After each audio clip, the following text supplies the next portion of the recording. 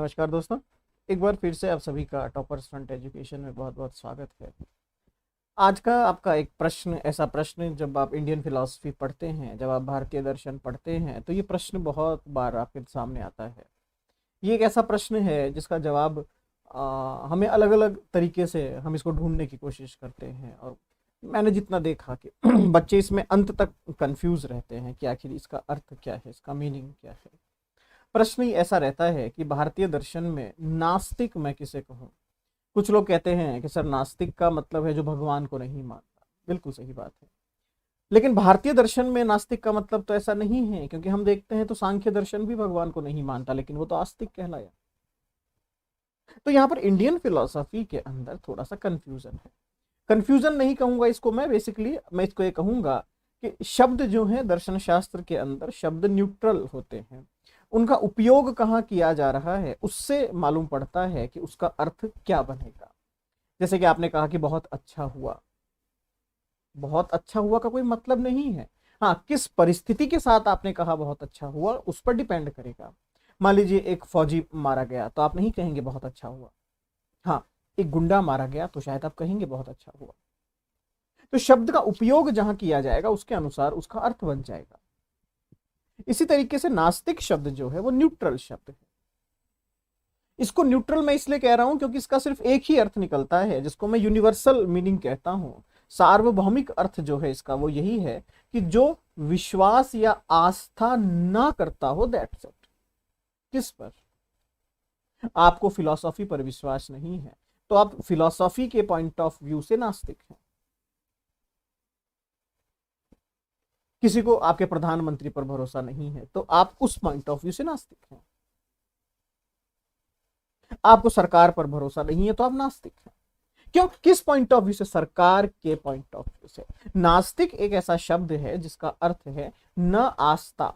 आपको आस्था नहीं है, आपको उस विचारधारा पर, उस आइडियोलॉजी के ऊपर कोई विश्वास नहीं है, कोई आस्था नहीं है, आपको उसके ऊपर बिल्कुल भरोसा नहीं है, इसलिए आप नास्तिक हो गए। भारतीय दर्शन के अंदर दूसरा प्रश्न ये आता है कि सर हमने कई जगह पर देखा कि जो नास्तिक लोग हैं उन्होंने ईश्वर पर विश्वास नहीं किया, तो फिर इसका मीनिंग क्या है? समझने की कोशिश कीजिएगा। भारतीय दर्शन का जो बेस है, इंडियन फिलॉसफी की जो आधारशिला है, वो वेदों के ऊपर रखी गई है। ये वेदों के ऊपर बेस्ड है, वेद ही उसका आधार है। तो वेदों के आधार पर यहाँ दो तरह की विचारधाराएं प्रचलित हुई। एक वो विचारधारा थी जो वेदों के ऊपर विश्वास करती थी, बिलीव करती थी। वेदों के सिद्धांत, वेदों की विचारधारा, वेदों की जिसको आप आइडियोलॉजी कहते हैं, वेदों का ईश्वर, वेदों का मोक्ष, वेदों का कल्याण, वेदों के अनुसार दुख क्या है, वेदों के अनुसार जीवन क्या है, वेदों के अनुसार ईश्वर क्या है, वेदों के अनुसार दानव क्या है, वेदों के अनुसार जगत क्या है, वेदों के अनुसार मानव क्या है। जितनी भी विचारधाराएं थी वेदों की, जिन्होंने उस पर विश्वास किया वो सभी आस्तिक कहलाए, क्योंकि उन्हें वेदों के और वेदों की विचारधारा के ऊपर पूर्ण विश्वास था। लेकिन एक दूसरी विचारधारा भी थी जिनका ये कहना था कि वेदों का जो ज्ञान है वो अपूर्ण है, पूर्ण नहीं है,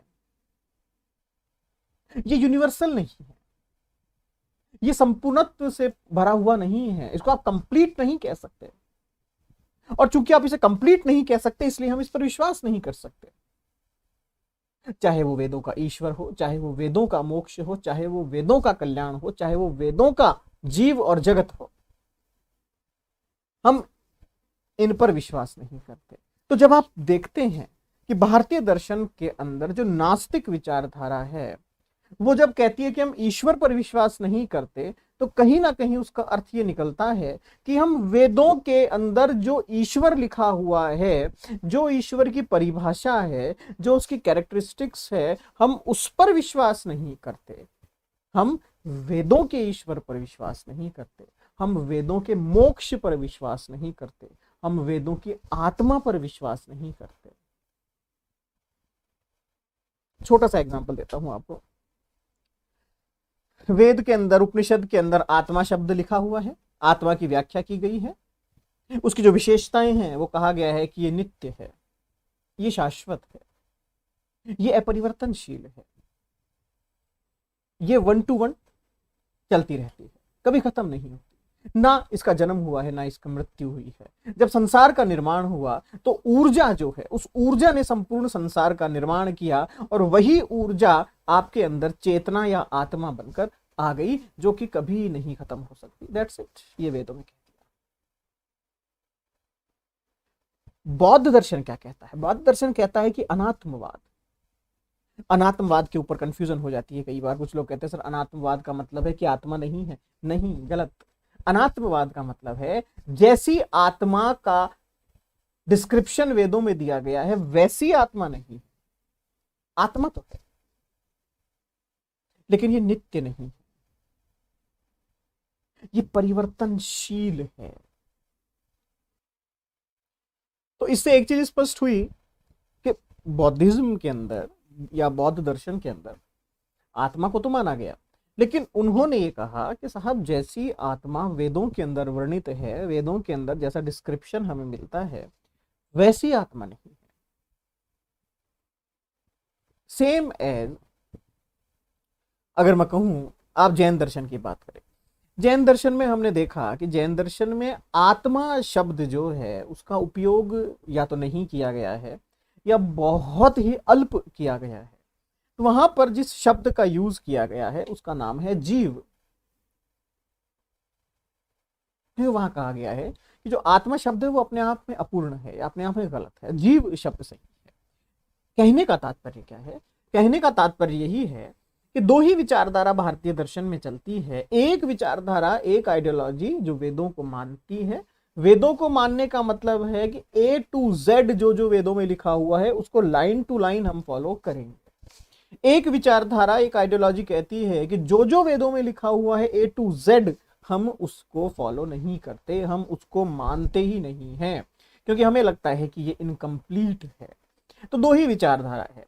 जब भी आप बात करेंगे कि साहब नास्तिक दर्शन में ईश्वर को नहीं माना गया है, तो उस सेंटेंस को कंप्लीट कर लीजिएगा कि नास्तिक दर्शन में वेदों के अनुसार व्याख्यायित ईश्वर को नहीं माना गया है। कौन से ईश्वर को? जिस ईश्वर का डिस्क्रिप्शन वेदों में दिया गया है उस ईश्वर को नास्तिक नहीं मानते। जब मैं कहूं कि नास्तिक दार्शनिक मोक्ष को नहीं मानते हैं, तो उसको भी कंप्लीट कर लीजिएगा। कौन से मोक्ष को नहीं मानते? उस मोक्ष को नहीं मानते हैं जिस मोक्ष का डिस्क्रिप्शन वेदों में दिया गया है। मोक्ष तो है, लेकिन वो वैसा मोक्ष नहीं है जैसा वेद कह रहे हैं। तो सिंगल एक लाइन में अगर कहूं तो नास्तिक वो हैं जिन्होंने वेदों की सत्ता, वेदों का ज्ञान, वेदों की जो नॉलेज थी, वेदों का जो प्रमाण था, उन सभी को अवॉइड कर दिया या दरकिनार कर दिया, और उनका कहना था कि ये कंप्लीट नहीं है। दूसरी तरफ वो जिन्होंने वेदों का ज्ञान, वेदों की व्याख्या, वेदों की चर्चा, वेदों का ईश्वर सब कुछ एज इट इज एक्सेप्ट कर लिया, और वो आस्तिक कहलाए।